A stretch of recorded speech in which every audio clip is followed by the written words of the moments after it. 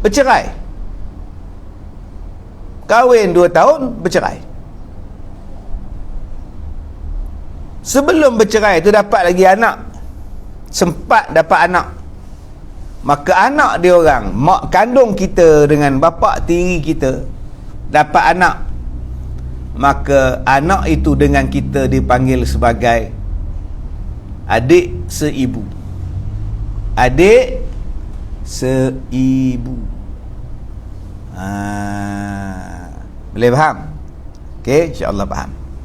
Maka bercerailah bapa tiri kita dengan mak kandung kita. Pergi mana bapa tiri tu? Dia pindah pergi ke Selangor. Daripada Ipoh pindah ke Selangor. Bercerai. Satu hari kita pergi ke Shah Alam, jumpa bekas suami mak kita. Jumpa bekas suami mak kita merangkap bekas bapa tiri. Maka boleh tak kita bersalam dengan dia? Batal tak air semayang kita dengan dia? Soalan dia, boleh tak kita yang perempuan tadi kahwin dengan dia? Tak boleh kahwin dah. Sebab apa tak boleh kahwin? Sebab dia pernah berkahwin dengan mak kita. Walaupun dia dah bercerai, dia dah berkahwin dengan mak kita. Dengan sebab dia berkahwin dengan mak kita, pernah dia berkahwin, maka dia jatuh pada mak pak tiri. Sampai bila-bilalah dia pak tiri kita, sebab dia pernah berkahwin dengan mak kandung kita. Tak bolehlah kita menikah dengan dia dah. Taklah batal air semayang kita dengan dia. Boleh faham? Boleh faham nah? Baik. Jadi mana-mana orang yang pernah berkahwin dengan mak kita, mana-mana orang yang pernah berkahwin dengan bapa kita, maka orang itu adalah mak tiri kita, orang itu adalah bapa tiri kita. Boleh faham no? Okey. Baik. Itu yang disebut anak tiri atau anak terpaktan. Jadi kita ni dengan suami mak kita, isteri bapa kita ni dipanggil apa? Pak tiri. Kita anak tiri. Tu kita anak tiri. Baik. Kemudian haramlah anak perempuan itu kita nikahi kalau sudah habis nikah, nikah dengan ibunya. Maka bila kita kahwin dengan satu janda, saya ni menikah dengan janda, isteri saya jangan marah lah, ni buat contoh. Kan janda ramai kat sini tuan. Jangan marah tuan. Saya menikah dengan janda. Bila saya menikah dengan janda, janda tu ada anak. Nama dia anak apa? Anak ready made nama dia. Anak ready made tuan. Bukan housemaid kan, bukan homemade nama dia tuan. Anak ready made. Dah memang janda tu anak 3. Saya menikah dengan mak dia, maka anak janda tadi anak tiri saya. Maka saya dengan anak tiri ni tak batal air semayang, tak boleh menikah. Tapi jodoh tak lama. Saya dengan janda tu pisah. 2 tahun nikah, bergaduh siang malam, terbang melayang-layang piring, bercerai. Bila bercerai, tetap saya dengan anak-anak bekas isteri saya janda tadi ni, tetap saya tak batal air semayang. Sebab saya pernah berkahwin dengan mak dia orang. Okey Ustaz dah bercerai dengan janda tu, okey. Kemudian dalam 5 bulan ke 6 bulan lepas tu Ustaz nikah balik dengan janda tu, boleh tak? Boleh lah. Nikah dengan janda tu boleh lah. Rujuk pun boleh. Nikah boleh lagi lah. Okey. Maka yang tak bolehnya saya dengan anak-anak janda tu. Walaupun lepas tu saya menikah lain. Saya menikah dengan janda lain pula. Yang janda saya tadi menikah kali ketiga pula dengan duda lain pula. saya tetap dengan anak-anak janda tadi adalah tidak boleh saya nikahi. Boleh faham tak? Baik, kemudian kita kerana apa? Sebab kita pernah menyetubuhi isteri mak dia orang. Kita pernah menyetubuhi bapa dia orang. Maka dengan sebab engkau dah bersetubuh dengan mak dia orang, bersetubuh dengan bapa dia orang, maka anak-anak dia orang adalah anak tiri kau. Tetapi jika belum kau campuri mereka, tiadalah halangan atas kamu. Misalnya sehabis ibunya kita nikahi, belum sempat kita bercampur, isteri itu telah meninggal dunia, maka tidaklah mengapa kita nikahi anaknya kerana tidak jadi dengan ibunya. Tetapi kalau kita menikah dengan satu janda, katalah saya ni menikah dengan satu janda anak 3, okey.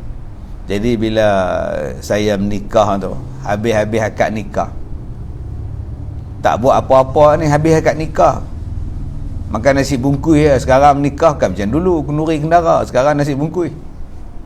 Tengah duk makan nasi bungkus di pejabat agama tu, mati pula dah. Tak sempat apa-apa mendak. Semayang Zuhur berjemaah pun tak sempat. Tambah nak bersetubuh pula lagi tak sempat. Isteri tu mati, mengejut, kena serangan jantung. Janda tu. Boleh tak saya menikah dengan anak dara dia umur 18? Dia kata, Pak Cik oi, tak apa, mak dah mati, ganti dengan saya. Maka pada masa itu boleh ganti dengan anak dia. Sebab apa? Sebab kita belum bercampur dengan arwah mak dia. Nampak tu tuan-tuan, panjang cerita ni. Sebab tu janda pun macam-macam jenis janda. Ada janda yang edah dia tuan-tuan, bila habis beranak, maka habislah edah janda dia tu. Misalnya dia mengandung, suami mati. Okey, suami mati, dia orang ni mengandung. Dia orang pula dah, isteri tu mengandung, naik motor dengan lelaki, pergi stadium tengok bola.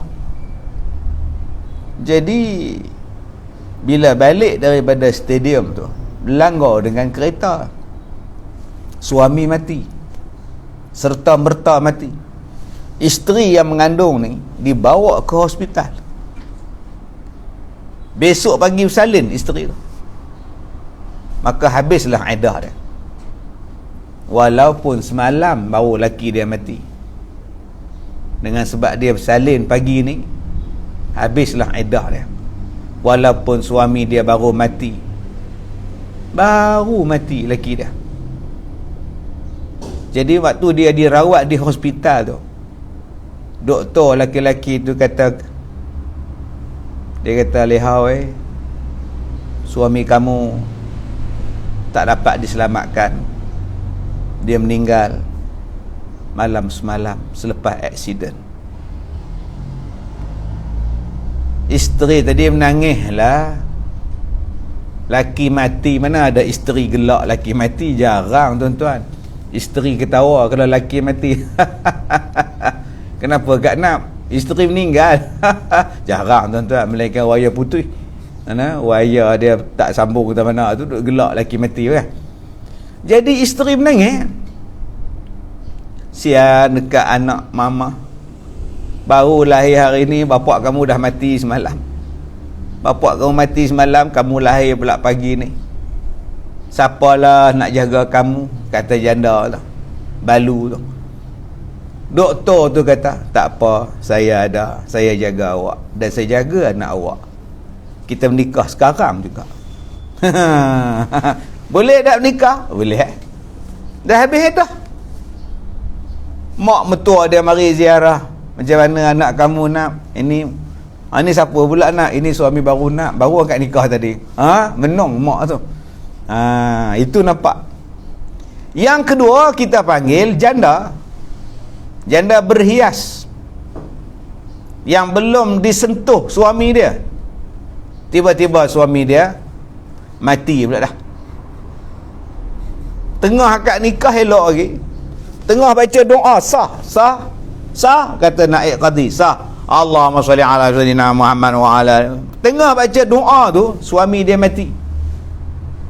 Doa pun mati lah. Tak sempat bercampur dengan isteri dia, tu nama janda bahiyah. Menangislah pengantin perempuan tu, abang.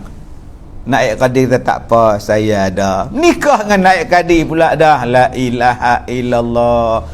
Yang ni pun tak ada iddah kan. Pasal dia tak campur kemudian iddah yang dipanggil 3 bulan ataupun 3 kali suci. 3 kali suci bagi perempuan yang bercerai talak 1, talak 2 dan dia masih lagi ada haid, maka iddah dia 3 kali suci. Habis itu ustaz, ni warga mah bercerai,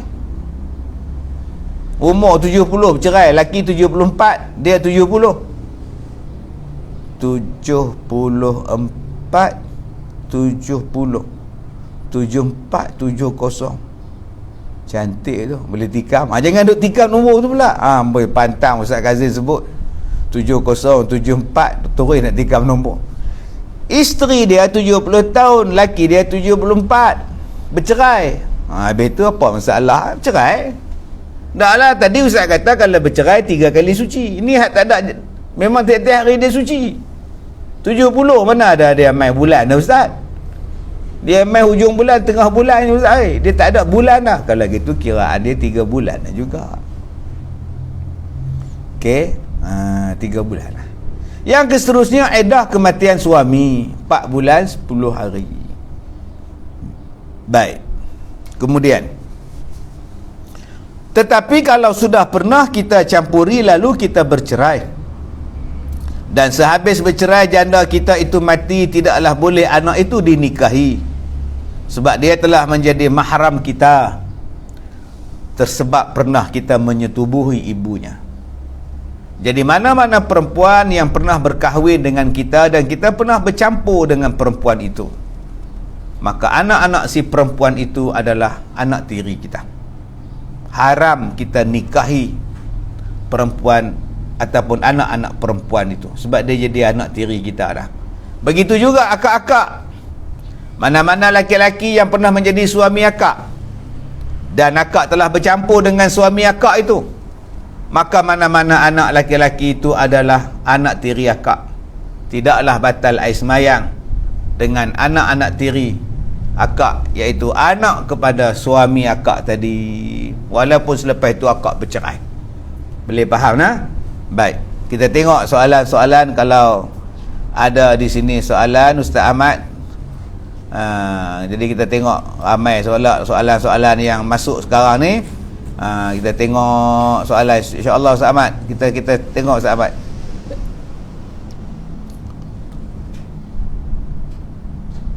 Ya. Okey, kalau wanita itu bernikah dengan duda anak 4, semua lelaki, tapi yang wanita tak ada anak hasil pernikahan tersebut, tetapi suaminya meninggal beberapa tahun kemudian. Tak ada amat ya? Tak ada tak. Apakah wajib anak tiri itu menyara ibu tirinya kerana wanita tersebut terbaring sakit? Ya, jadi satu perempuan berkahwin dengan duda anak 4. Lama kahwin dengan duda anak 4, tak ada anak pula, tapi duda tu adalah 4 anak dia. Maknanya 4 anak tiri tadi adalah anak tiri kepada si perempuan tadi. Takdir daripada Allah, bapa mereka meninggal, suami si perempuan tadi meninggal. Adakah anak-anak tiri tadi kena bela mak tirinya, kena jaga mak tiri dia yang uzur, yang terbaring? Itulah yang sebaik-baiknya. Itulah yang terbaiknya. Dia tu dah jadi macam mak kita dah, duk kahwin dengan bapa kita, dan dialah yang menjaga kita waktu kita kecil. Dialah yang menjaga bapa kita waktu bapa kita sakit. Pasal apa kita tak nak bela mak tiri kita dengan alasan tu bukan mak kandung aku. Itu mak kandung kamu melahirkan kamu, tapi mak kandung kamu tak bela kamu, yang bela kamu mak tiri, yang basuh berak kamu mak tiri. Maka berbuat baiklah kepada mak tiri tadi. Tak batal pun air semayang kita dengan dia. Nah, tak apa, tengok rambut dia pun tak apa, bukannya haram. Jadi itulah yang terbaik, sebab mereka pernah berkahwin. Perempuan itu pernah berkahwin dengan bapa kita. Itulah yang terbaiknya, peliharalah, jagalah. Wallahu a'lam. Okey, baik. Soalan seterusnya, apa status isteri itu masih sah jika suami letak di status portal jodoh sebagai duda? Kena tanya kepada si suami, kenapa letakkan di portal status si suami itu adalah duda. Yang tu si isteri kena report ke pejabat agama. Pejabat agama akan panggil dia. Apa maksud kamu boleh letak duda? Kita tak tahu apa maksud duda tu. Mungkin duda tu singkatan daripada benda-benda lain. Duk untung, duk angau ke duda. Kita tak tahu. Dia apa maksud dia. Jadi kena report pejabat agama. Biar pejabat agama panggil suami dan tanya kepada suami sendiri apa maksud dia kata duda. Kalau anak tiri nak kahwin, bapa tiri boleh jadi wali tak? Apa? Kalau anak tiri nak kahwin, bapa tiri tak termasuk wali. Bapa tiri bukan wali kita. Cuma dia tak batal air semayang dengan kita. Tapi dia tak boleh jadi wali kita, dan dia tak dapat pusaka kita, dan kita pun tak dapat pusaka dia kalau mati. Batal tak wudu kakak ipar dengan adik ipar lelaki, adik suami, auratnya bagaimana? Birah, sama-sama birah, batal lah air semayang. Ipar duai, batal lah air semayang. Wajiblah menutup aurat di hadapan biras. Wajiblah menutup aurat di hadapan ipar duai. Kita boleh kahwin dengan dia. Sekarang kita tak boleh kahwin, sebab dia kahwin dengan kakak kita. Mana boleh kahwin sekarang? Nanti madu pun dah sah tak sah. Tunggu kak kita mati, dia boleh ambil kita. Dengan sebab dia boleh kahwin dengan kita, batal lah air semayang kita. Kenalah tutup aurat. Sebab ada orang kata tak boleh kahwin, ustaz. Bolehlah salam. Tak boleh kahwin apa? Boleh kahwin, cuma sekarang tak boleh kahwin. Sebab dia masih lagi bersuamikan kakak kita, dia bersuamikan adik kita, dia bersuamikan abang kita dan sebagainya. Kalau doa, pasal doa tu, kalau ibu tiri berdoa, adakah doanya sama mustajab? Kalau dia dizalimi, seperti ibu kandung. Ya, kalau dia dizalimi, dia tetap mustajab doa dia. Kalau dia berhak mendoa dengan doa yang penuh pengharapan, Allah Ta'ala makbulkan doa dia. Sebab itu walaupun dia bukan mak kandung kita, tetapi jika kita zalim, buat zalim pada mak tiri, maka doanya mustajab. Ada doa yang mustajab. 3 doa yang mustajab. Da'watul mazlum, doa orang yang dizalimi. Da'watul musafir, doa orang yang musafir. Da'watul walidain ala waladi, doa dua mak bapak atas anaknya.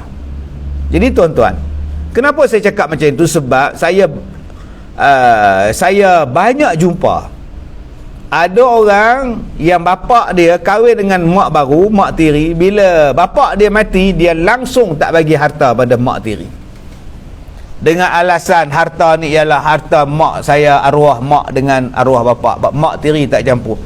Apa pula itu arwah bapak punya harta? Bila arwah bapak, mak dapat harta, mak tiri sekalipun, sebab dia kahwin dengan pak kita, dia berhak dapat. Jadi jangan buat anaya pada mak tiri. Waktu bapak sakit, kita bagi dia kahwin dengan mak tiri, tapi bila bapak mati, kita halau dia sebatang kara, sehelai sepinggang. Zalim perbuatan tu. Bagaimana aurat dengan adik-beradik tiri? Baik. Jadi di sini kita kena lihat, mak kita janda, mak kita janda, mak kita ni janda, kita ni anak mak kita janda dan kita lelaki. Kahwin dengan bapak tiri, bapak tiri tu lelaki lah, confirm lah. Dan bapak tiri ni pula ada anak perempuan dengan isteri dia dulu. Bapak tiri ada anak perempuan mak kita pun dapat laki-laki. Jadi mak kita janda, bapa tiri duda, masing-masing bawa anak masing-masing. Dapat anak jantan, duda dapat anak perempuan dengan isteri dulu, yang janda dapat anak daripada suami dulu. Kahwin. Maka anak si janda, anak si duda ni batal air semayang. Dia tak ada kaitan. Sama-sama mereka tak ada kaitan. Bukan mak sebapa, bukan seibu sebapa, bukan seibu, bukan sebapa. Lain pak, lain mak. Lain pak, lain mak, tak ada pak. Sebab tu mereka ni boleh kahwin. Andai kata berkahwin tuan-tuan, dipanggil besan sebantai. Boleh faham? Jadi kena jaga aurat ni. Yang ni daripada pak ni, yang ni daripada mak ni, lain pak, lain mak, bercampur sekali. Nikah mak pak duda dengan janda ni, maka anak-anak tadi boleh berkahwin, batal air semayang. Yang tak batal air semayang, siapa dia? Anak duda tadi, si perempuan, si anak janda tadi dengan bapa tiri dan mak tiri, yang tu tak batal air semayang. Katalah si janda, si duda tadi ada anak lelaki, dia dengan mak tiri tak batal. Mak tiri pula ada pula, janda ni ada pula anak perempuan, dengan bapa tiri tak batal. Tetapi sama-sama anak dia orang ni, yang lain bapa, lain mak, yang tu batal. Baik, andai kata duda dengan janda tadi kahwin, dapat anak baru, anak baru ni dengan yang ni pun tak batal, dengan yang tu pun tak batal. Sebab mereka adalah seibu, yang belah sini seibu, yang sebelah sini sebapa. Dia tak batal pula di situ. Boleh faham lah? Okey, boleh faham insya-Allah. Kita faham lah, Tok. Baik. Okey, kemudian Tok, ada yang tanya pula, kalau satu perempuan yang diceraikan dengan talak 3, kemudian nak rujuk semula dengan bekas suami, ada sanggup berkahwin dengannya, kemudian cerai supaya dapat berkahwin semula dengan suami pertama, bagaimana dengan anak perempuan yang suami yang sanggup? Baik, itu nama dia Cina buta. Okey. Ini saya, ada orang tanya saya, Ustaz, kenapa boh Cina buta? Manalah saya tahu. Kenapa tak boh Melayu buta ke, India buta ke? Mana saya nak tahu. Dah orang kita bubuh, ya, Cina buta boh lah. Okey. Dia sebut muhallalahu, iaitu orang yang menghalalkan. Baik, Nabi tak suka perbuatan Cina buta ni. Islam tak suka. Ada masanya perkahwinan macam itu sah, adanya tak jadi sah. Yang tak jadi sah tu macam mana? Katalah masa dia akad nikah dengan naib qadi tu disebut, aku nikahkan di kau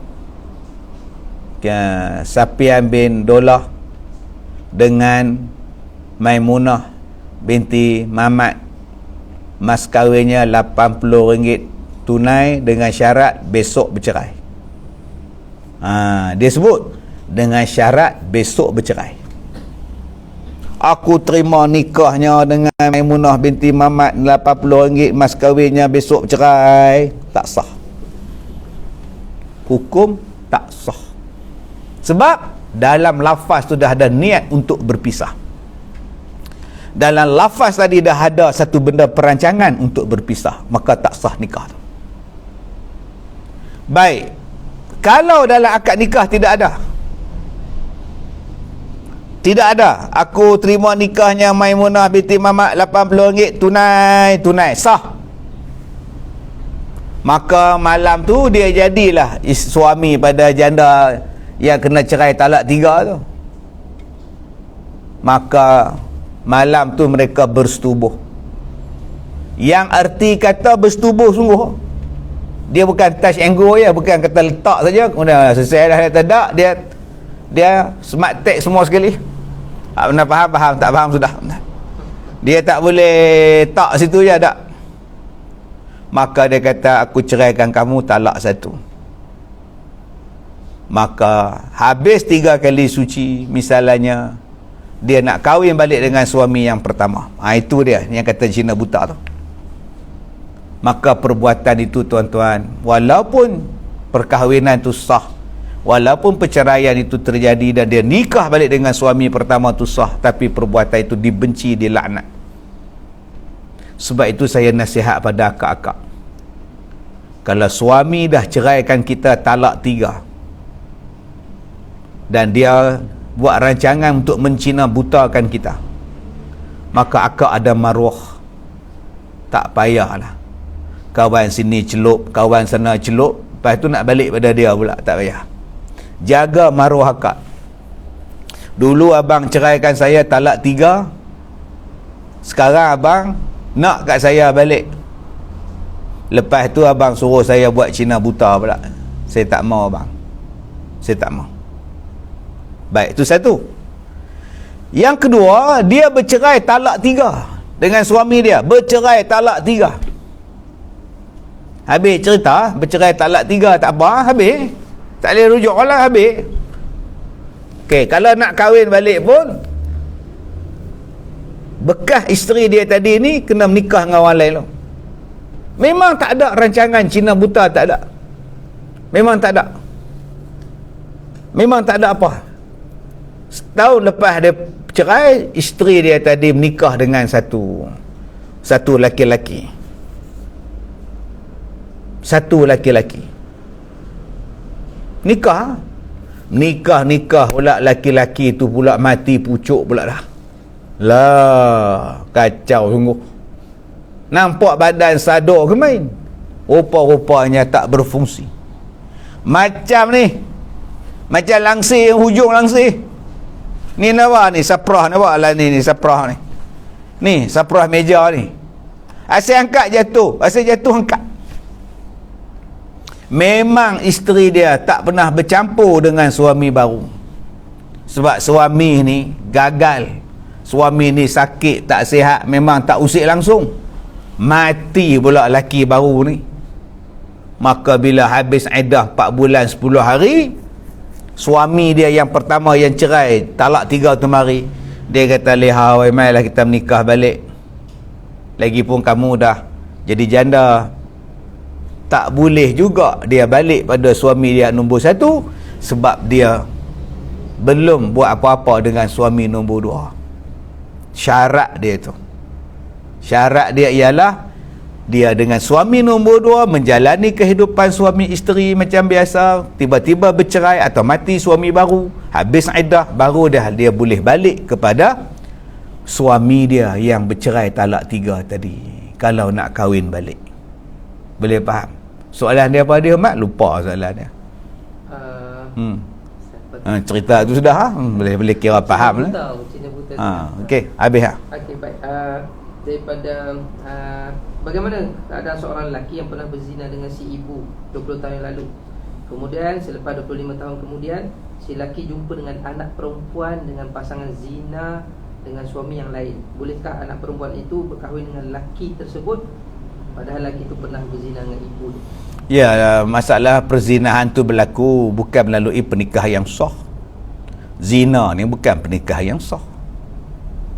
Zina lah banyak kali pun, tapi bukannya sah, haram lagi lah. Maka dia tak ada ikatan dengan sebab zina tu, tak ada ikatan apa. Tak ada ikatan apa. Ikatan dia dosa lah, melainkan kalau dah taubat. Jadi tak ada ikatan apa. Lain hak kita cerita ni, kalau dia menikah dengan mak tu, dia menikah dengan perempuan tu secara sah, maka mana-mana anak yang lahir daripada perempuan tu anak tiri dia. Baik. Kemudian, apakah hukum ibu tiri jual rumah arwah suami dan tidak bagi bahagian anak si suami? Jadi kena tanya, pembahagian pusaka tu dah buat ke belum?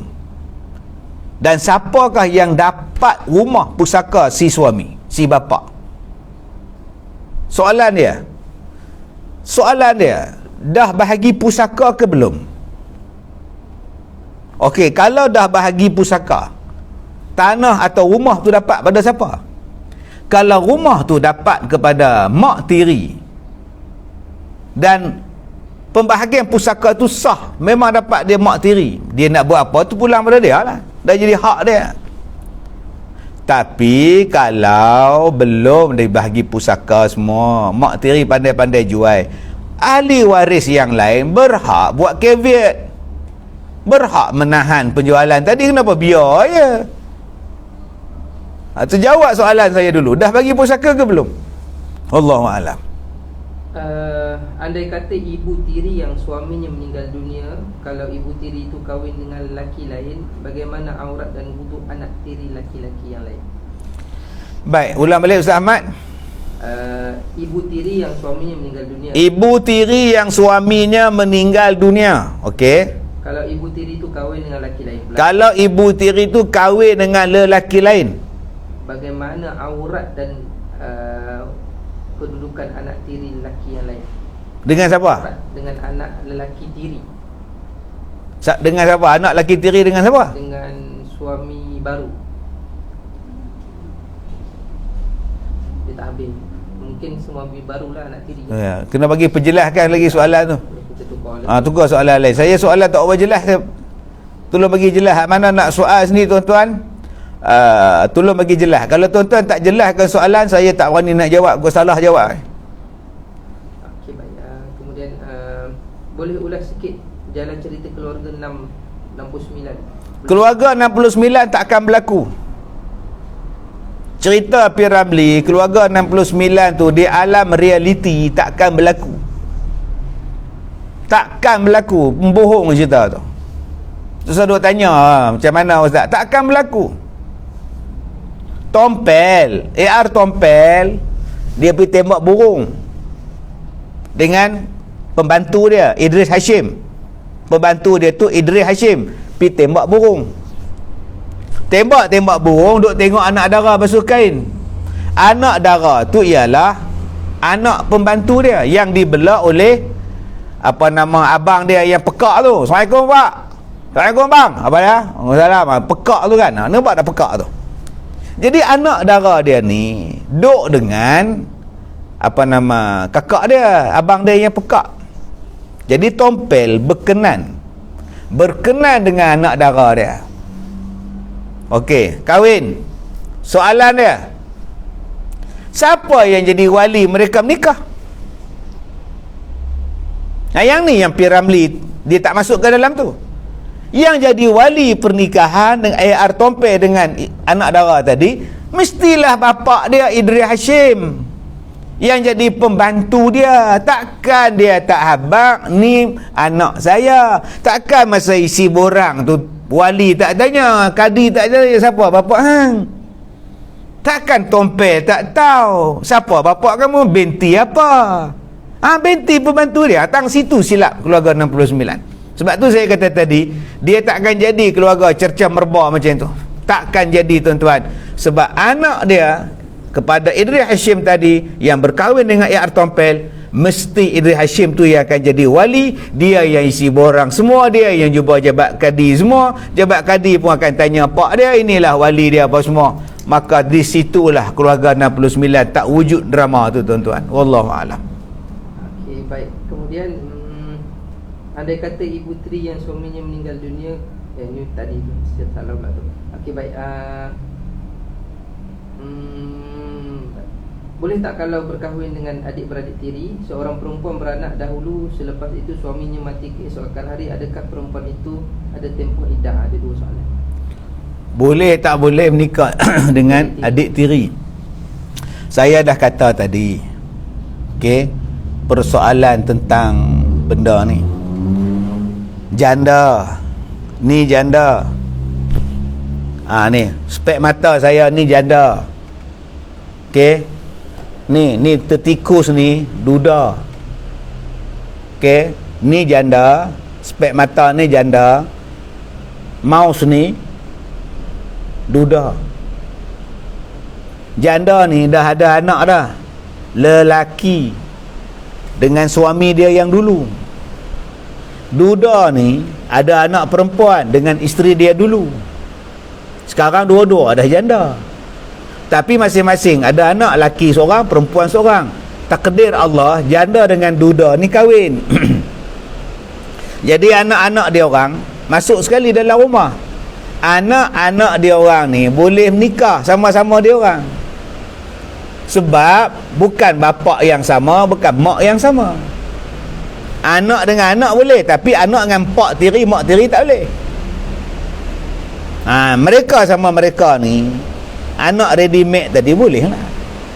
Takdir Allah, bila mereka dikahwin, dapat anak baru. Anak baru daripada perkahwinan dia orang ni dengan anak yang ready made dengan perkahwinan sebelum ni tak boleh kahwin. Sebab mereka satu ibu dan juga mereka satu bapa. Boleh faham nah? Boleh. Bolehkah kahwin dengan sepupu? Sebab ada orang kata kahwin dengan sepupu tak bagus. Habis tu Nabi kahwin dengan sepupu. Nabi Muhammad kahwin tak dengan sepupu? Berapa isteri Nabi yang Nabi kahwin dengan sepupu? Bercek. Kalau lah nikah dengan sepupu tak boleh, Nabi boleh kahwin tak? Sayyidina Ali dengan Fatimah tu sepupu lah. Ali bin Abi Talib kahwin dengan Fatimah. Jangan kata tak boleh, batal air semayang. Tak boleh tengok aurat kita ni, mentang-mentang satu tok, mentang-mentang satu opah. Cucu-cucu pakai duduk mesra, duduk petampar, pakai seluar pendek lah rumah apa semua ni. Ada memang tu satu tok, memang satu tok, tapi sepupu boleh menikah. Wallahu a'lam. Kemudian adakah batal wuduk seorang lelaki dengan ibu mertua tiri, ibu tiri kepada isteri? Saya dah kata dah, mak tiri suami, bapa tiri suami, mak tiri suami dengan kita menantu ni batal. Malam kita belajar lah, tu bukan mak mertua kita. Yang kita tak batal mak mertua kita, mak isteri kita, bapa isteri kita, apa nama, bapa suami kita.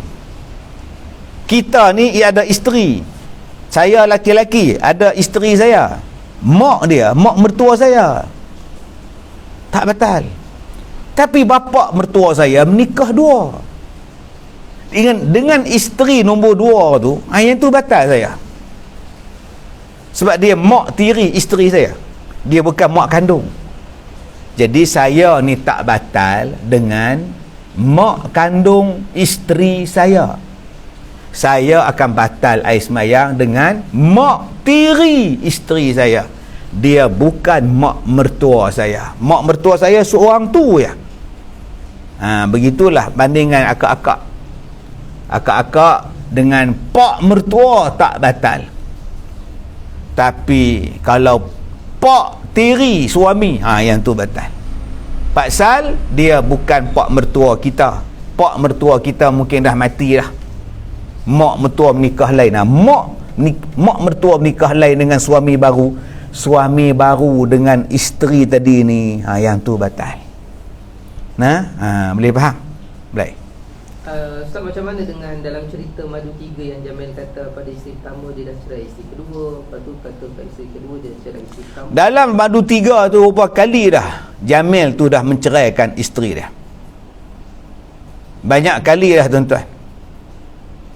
Pertama, bila dia balik dengan mata tempek, kaki tangan sempam jalan-jalan.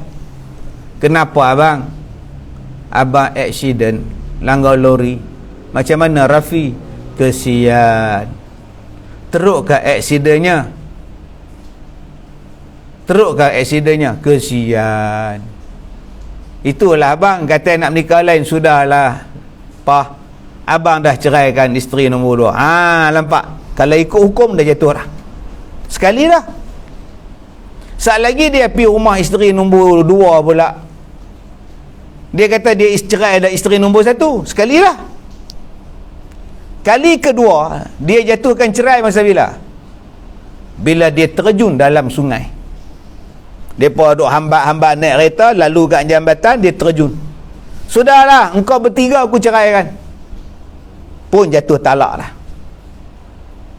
Kemudian dia kata, abang sabar dulu. Isteri Sarimah kata, abang sabar dulu, kita buat undang-undang. Malam ni rumah Kak Leha, malam ni rumah Kak Pah, malam 3 rumah saya.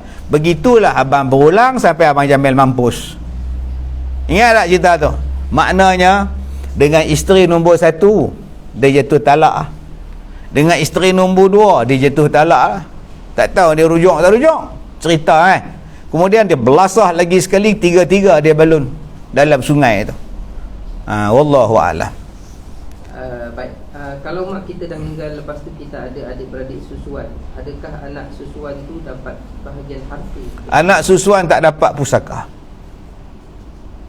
Okay, baik. Kemudian kalau pasangan dah kahwin, laki tu gaji agak kecil, Ustaz. Lagi sekali macam mana? Kalau pasangan kami dah berkahwin, laki gaji kecil, isteri gajinya besar sikit. Isteri gaji besar, suami gaji kecil. Suami minta rundingan sedikit pada si isteri untuk tanggung sedikit perbelanjaan rumah.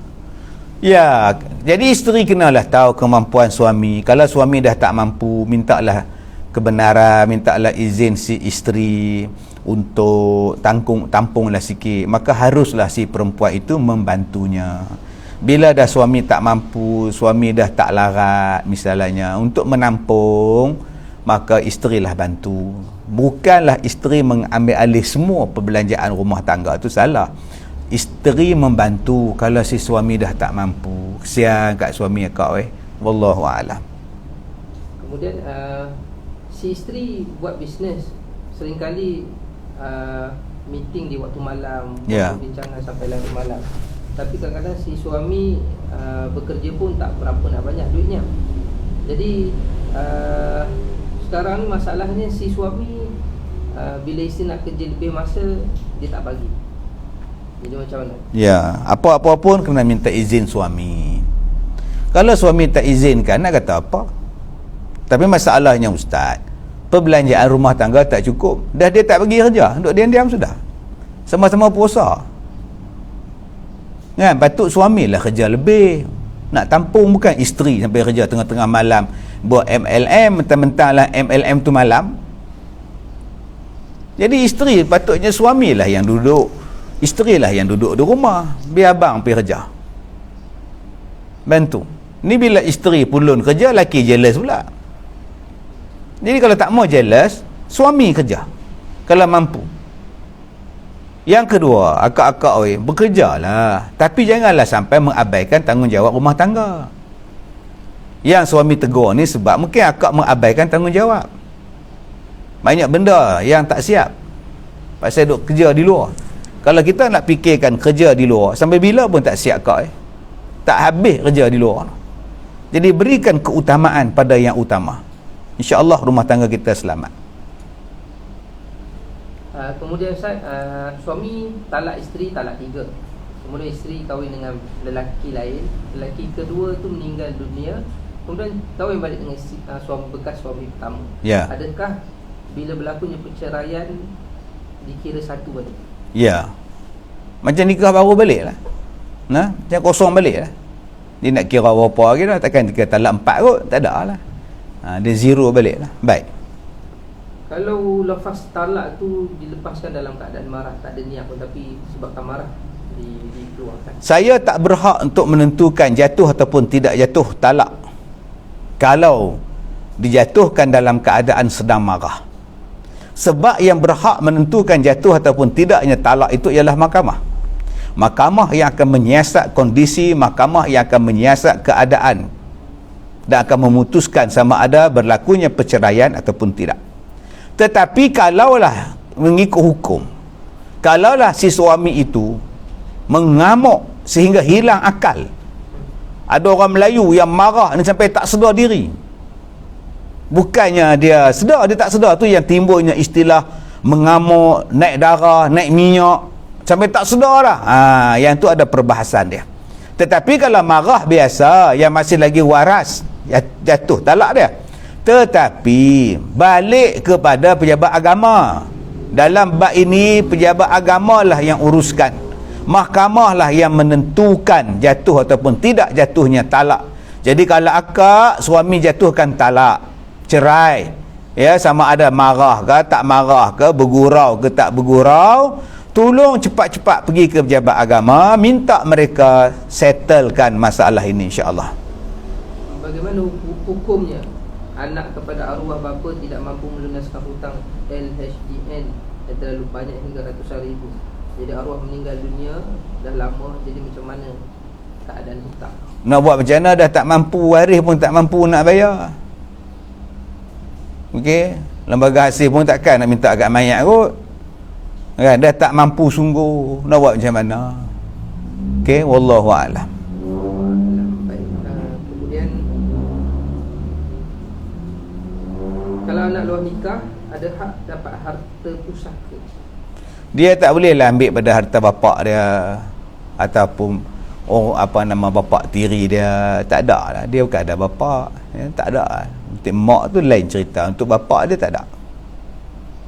Bagaimana pula suami tiada buat rundingan dengan isteri untuk menolong perbelanjaan rumah tangga, dan bagaimana hukum suami tidak memberi nafkah zahir tanpa bertanya pada isteri disebabkan isteri itu bekerja?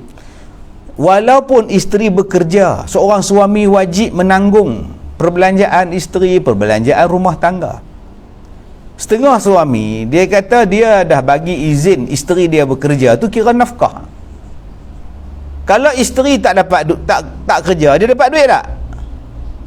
Tak dapat juga. Maknanya isteri bekerja itu dengan sebab dia bekerja barulah dia dapat gaji. Bukan sebab duit gaji tu kita yang bayar kat dia, yang bayar majikan dia.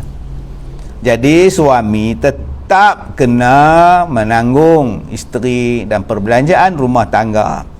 Satu, walaupun isteri dia bekerja. Yang kedua,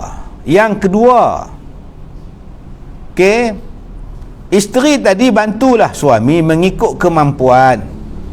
Kalau suami mampu serba-serbi tak apalah. Kalau suami tak mampu, tengah-tengah Covid sekarang, PKP ni apa pun tak jalan ni, bantulah. Isteri tu kerja tetap, kerja kerajaan ni tak kerja pun gaji jalan. Sebab tu mereka suka PKP, duduk menung dapat gaji. Orang hak kerja sendiri ni setengah mati ni, tak ada bisnes ni, nak makan macam mana? Bini pula tak kerja, lagi huru-hara. Jadi akak-akak dah ada pendapatan tetap, ya, tolonglah si suami. Waktu dia susah, dia pun pandemik juga, nak bayar nu, sekali dia pen lagi, dia padam, kita teruk kan. Jadi yang seterusnya, suami tak bolehlah mengambil duit isteri tanpa izin si isteri. Misalnya dicuri duit isteri dia, dirampas beg tangan dia, kenalah minta izin daripada isteri, itu duit dia, duit gaji dia. Wallahu a'lam. Ustaz, kalau si suami asyik buka aib isteri depan tetamu, jadi lain kali isteri yang tak mau duduk dah bersama-sama dengan tetamu, jadi bagaimana? Berdosa lah si suami buka aib isteri, isteri buka aib suami pun berdosa. Ini buka-buka siapa? Orang jaga maruah isteri, jaga maruah suami depan orang lain, jangan jatuhkan maruah dia. Orang yang sayang pada isteri ni, dia takkan buka aib isteri dia. Dia takkan jatuhkan, calakan maruah isteri dia. Apa punya lelaki jenis macam ni? Dah, malam ni kita sambung lagi. Malam ni kita akan buat bacaan Yasin. Sebab ramai yang berhajat pada kita untuk bacaan doa sakit dan sebagainya. InsyaAllah malam ni kita akan sampaikan hajat. Kita akan baca bersama dengan makcik-makcik pondok di surau kita. Hari ni surau kita dah boleh semayang, boleh buat bacaan Yasin dah malam Jumaat. Jadi insyaAllah malam ni kami ambil kesempatan untuk baca doa selamat, baca Yasin untuk kesejahteraan orang-orang yang hantar nama pada saya, pada kami untuk buat doa sembahyang hajat insya-Allah malam ni. Begitu juga kita mohon mudah-mudahan COVID-19 berakhir, kita balik pada norma kita yang asal, boleh sembahyang rapat-rapat balik, boleh mengaji macam dulu balik, aktiviti kita macam dulu balik. Kita minta COVID-19 ni berambuh lah, ya, menyemak duduk sini kan. Jadi kita nak balik pada kita punya yang terbaik, balik amalan kita. Jadi insya-Allah malam ni pukul 8 malam insya-Allah kita akan buat bacaan Yasin, dan pukul 9 malam kita akan sambung balik tajuk ini. Mudah-mudahan ada manfaatnya. Soalannya kita akan baca balik berdasarkan kepada banyak soalan tuan-tuan yang dikemukakan pagi ini. Kita akan baca balik insya-Allah pada malam nanti. Wallahu a'lam. Saya minta maaf jika terkasar bahasa. Assalamualaikum warahmatullahi wabarakatuh.